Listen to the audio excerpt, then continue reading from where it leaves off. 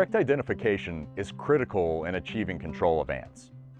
All ants are social, but their behaviors, food preferences, and colony structures can vary drastically between species. The differences in behavior can aid in identification. Look for sources of food and water. Most ants are usually only a problem because they extend their search for food, water, and shelter into a structure occupied by your customer.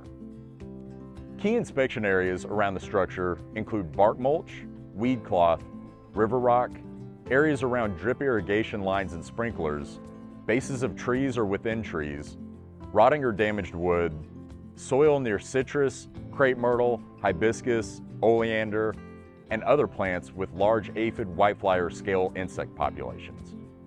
Once you locate the colony or an ant trail, identify the species and determine the appropriate treatment protocol.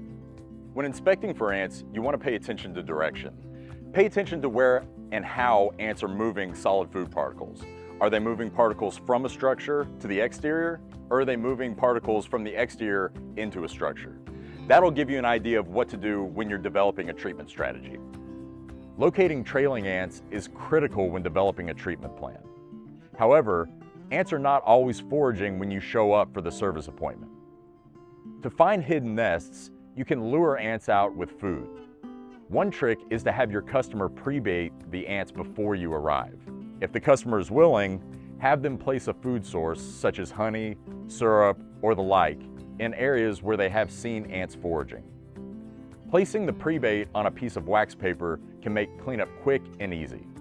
Once you've been able to identify the ant species and areas of a colony or nest, you can then more effectively determine the appropriate protocol for treatment.